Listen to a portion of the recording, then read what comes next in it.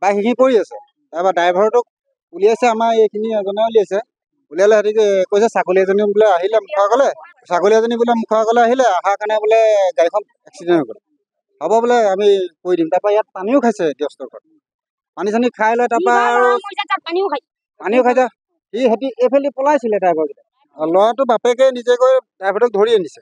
ধৰি আনি তাক মানে আমি চবেই সুধিছোঁ আৰু সি কৈছে ছাগলী এজনী আগত আহি গ'ল আৰু হেৰি যোৱাৰ কাৰণে গাড়ীখন এইফালে সোমাই। তাৰপৰা ল'ৰাটোৰ কথা মানে ওলোৱাই নাই।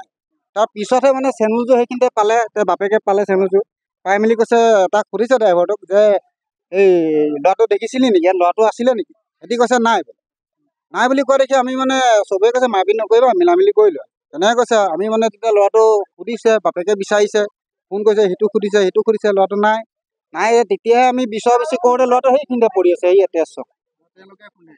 তেওঁলোকে গাড়ীখন কৰ মানে ময়ো নাজানো কৰ। এতিয়া ল'ৰাটো মানে চিনি পাওঁ, এই মেকানিক হয়, এই হিন্দী স্কুল চাৰিআলি। আদিত্য দাস, ঘৰ ৰংদৈ, 1 নং পৰিৱৰ্তন গাঁও। এইটো ৰংদৈ বাপেকৰ।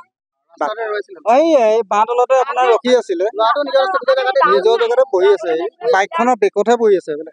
বাইকত বহি নাথাকে, মানে বাইকৰ বেকত থাকে। বাইকো মানে মানুহে চোনাই লৈ আহিছে আৰু গোটেইখন। ৰাইজে নিদিয়ে কেলে ল'ৰাটো এতিয়া সিহঁতি ক'ব পাৰে যে ড্ৰাইভাৰ কেইটাৰ দুখ আছে, কি ক'ব লাগিছিলে যে ল'ৰাটো আছিলে চকচোন চক, এনেকে ক'ব লাগিছিলে। ড্ৰাইভাৰ কেইটাই নায়ে কোৱা। আধা ঘণ্টাৰ ওপৰত মানে ল'ৰাটো পৰি আছে, মিছা মাতিছে। আমি আগতে সিহঁতক মাৰপিটো কৰা নাই, একোৱে কৰা নাই। সিহঁতি দুটা আছিল, এইফালে পলাইছিলে। ধৰি আনিছো আমি। ধৰি আনিয়ে তাক আপোনাৰ সোধ পোছ কৰিছোঁ, সি তেতিয়া নাই কোৱা নহয়। তাৰপৰা সি পলাবও লৈছিলে আকৌ বেটেৰী এখনত লৈ। বেটেৰী এখনতো আমি ধৰি ৰাখিছোঁ তাক। যেতিয়া ল'ৰাটো পাইছোঁ তেতিয়াহে আমি তাক আনিছোঁ। তেতিয়া পুলিচ আৰক্ষী আহিলে উঠাই লৈ গৈছিল। তাৰ আপোনাৰ 20 বছৰমান হ'ব। পঢ়ি আছিলে ল'ৰাটো আপোনাৰ বেলেগ ঠাণ্ডা, মানে ক'লৈকো নাযাওঁ, এইখিনিতে থাকে। এইখিনিৰ পৰা এই দোকানখন